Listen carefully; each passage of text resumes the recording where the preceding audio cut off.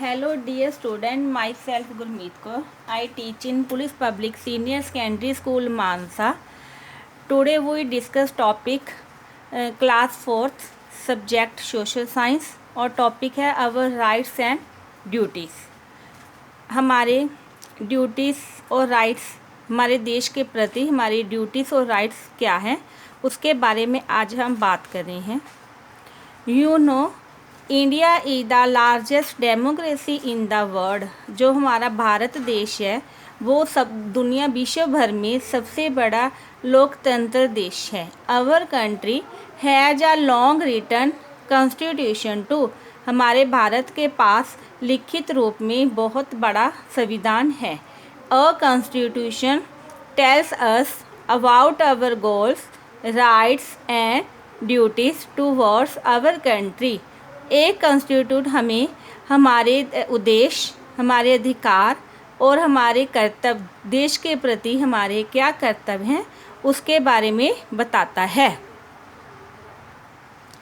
अर्थात एक संविधान अपने देश के नागरिकों को उनके उद्देश्य, उनके अधिकार और देश के प्रति उनके क्या कर्तव्य हैं उनके बारे में बताता है.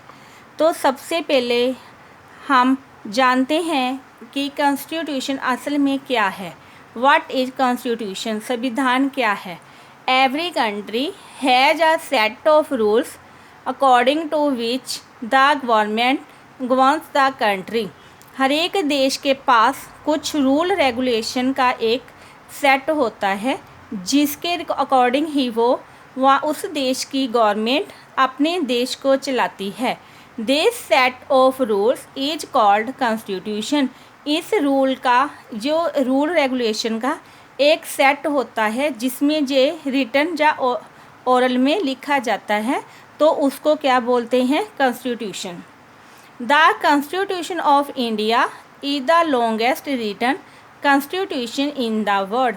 जो भारत का संविधान है वो पूरे संसार में सबसे बड़ा लिखित संविधान है.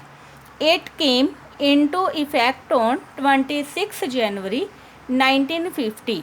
ये 26 जनवरी 1950 को भारत देश में लागू किया गया था और इंडिया बिकम अ रिपब्लिक, और इसके साथ ही इंडिया एक गणराज्य देश बन गया था. Since then this day is celebrate as our republic day.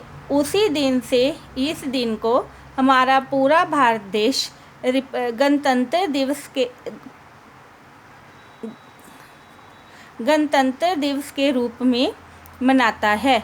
और इस दिन हर एक देश के हर एक कोने में लोग राष्ट्रीय फ्लैग के साथ इसको सेलिब्रेट करते हैं. हमारे यहाँ दिल्ली में सबसे बड़ा फंक्शन ऑर्गेनाइज किया जाता है. तो जितने भी स्थानीय स्कूल कॉलेज होते हैं सब में ही रिपब्लिक डे सेलिब्रेट किया जाता है. Doctor Bhimrao Ambedkar was the architect of the constitution of India. जो हमारा भारत का संविधान है उसको डॉक्टर भीमराव अंबेडकर जी ने उसका सभी पूरा खर्ड़ा तैयार किया था. अब हम बात कर रहे हैं फंडामेंटल राइट्स. संविधान में देश के नागरिकों को कुछ अधिकार दिए गए हैं. उन अधिकार को हम बोलते हैं फंडामेंटल राइट्स.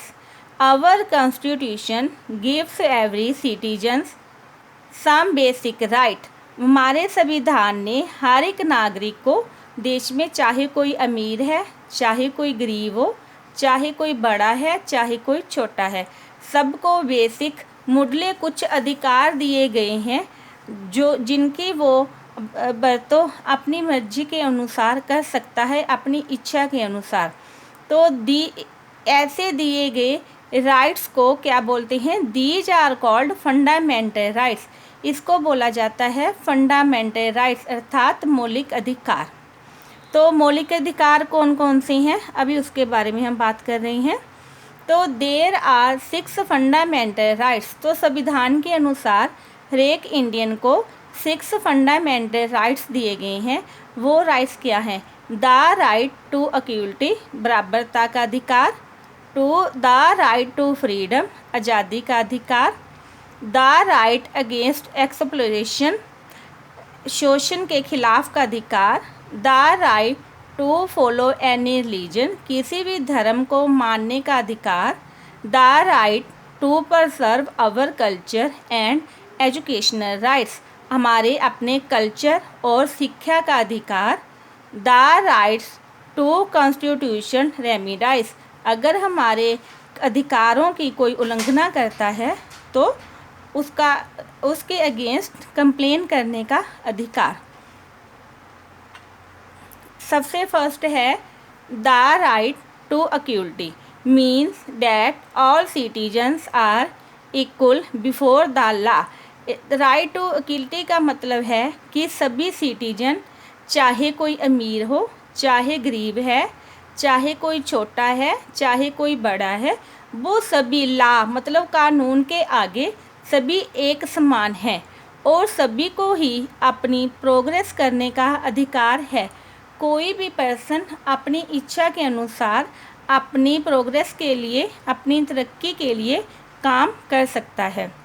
नेक्स्ट है the right to freedom, means that every citizens is free to express his idea और thought through speech, newspaper, books extra. Right to freedom में कोई भी सिटीजन को, एवरी सिटीजन, हर एक जो देशवासी है उनको वो फ्री, उनको आज़ादी है कि वो अपने आइडियाज़ मतलब अपने सोच विचार किसी भी तरीके के द्वारा वो जनता के सामने पेश कर सकता है। वो अपने विचार स्पीच, भाषण के द्वारा, न्यूज़पेपर के द्वारा, बुक्स के द्वारा, या कुछ और मैगजीन, कोई न्यूज़ के द्वारा भी वो अपने विचार है पेश कर सकता है। उसको कोई भी अपने विचार पेश करने को रोक नहीं सकता।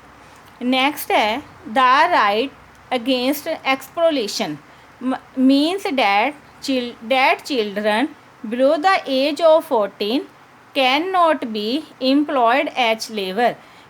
इस अधिकार के अधीन कोई भी बच्चा जिसकी एज 14 ईयर से कम है उसको कोई भी इंसान अपने घर पे, अपनी शॉप पे, अपनी फैक्ट्री पे काम पे नहीं रख सकता, अर्थात उनसे मजदूरी नहीं करवा सकता, क्योंकि हमारे संविधान के अनुसार 0 से लेके 6 ईयर से लेके 14 ईयर तक की बच्चों को जो मुढली एजुकेशन है वो फ्री दी जाती है।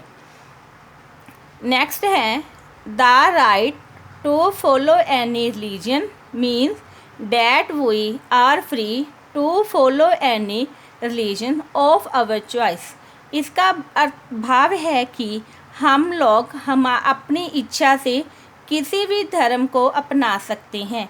जैसे कि जो हमारा देश भारत देश है वो धर्मनिरपेक्ष देश है, क्योंकि यहाँ पे बहुत सारे धर्म हैं, जैसे हिंदू, मुस्लिम, सिख, ईसाई, बुद्धिस्ट, जैनी, है ना, जैनिस आदि काफ़ी धर्म हैं जो हमारे पूरे इंडिया में हैं।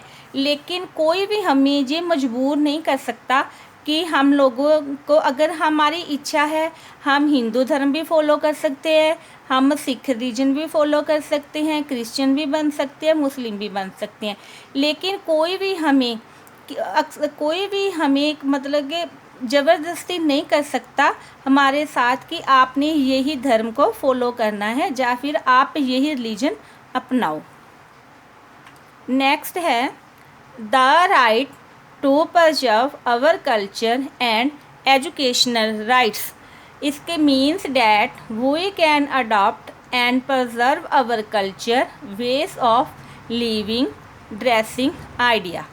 अर्थात इसमें इस अधिकार का अर्थ ये है कि हम खुद अपनी इच्छा के अनुसार अपने रहने का तरीका, अपने कपड़े, ड्रेस वगैरह पहनने का तरीका, अपने विचार रखने की हमें आज़ादी है। कोई भी हमें हमारे लिविंग स्टाइल को चेंज नहीं कर सकता, ना ही हमें कोई ड्रेस के लिए कोई कंपेल कर सकता है। And culture group are free to run their educational institution, और कोई भी हमें एजुकेशन के लिए रोक नहीं सकता। हम हमारी एजुकेशन लेने के लिए किसी भी इंस्टीट्यूट में जा सकते हैं और किसी भी कल्चर के थ्रू किसी भी कल्चर की हम एजुकेशन ले सकते हैं। नेक्स्ट है the right to constitutional remedies means that we can go to the court if the government tries to curtail or deprive us of our fundamental rights। अगर कभी गवर्नमेंट हमारे मौलिक अधिकारों को दबाने की कोशिश करती है या फिर हमें हमारे अधिकार पूर्ण रूप से प्राप्त नहीं हो रहे, तो हम उनके अगेंस्ट कोर्ट में जा सकते हैं, क्योंकि ये जो फंडामेंटल राइट्स हैं ये हम सबका मौलिक अधिकार हैं। अगर कोई भी हमें इन अधिकारों को यूज करने में हमें कोई प्रॉब्लम क्रिएट कर रहा है कि हम अपने अधिकार की वरतों प्रॉपर ढंग से नहीं कर रहे, तो हम इनके अगेंस्ट कोर्ट में जा सकते हैं, क्योंकि ये संविधान में लिखा गया है। और आज का जो हमारा टॉपिक था वो था अवर राइट्स एंड अवर ड्यूटीज़। तो आज हमने सिर्फ हमारी राइट्स और फंडामेंटल्स की हैं, तो उसके बाद नेक्स्ट वीडियो में मैं आप लोगों के साथ हमारे नेक्स्ट 2 टॉपिक जो पेंडिंग रह गई हैं, our fundamental duties, directive principle of state policy के बारे में हम बात करेंगे। I think you are stay home and safe home. Good day.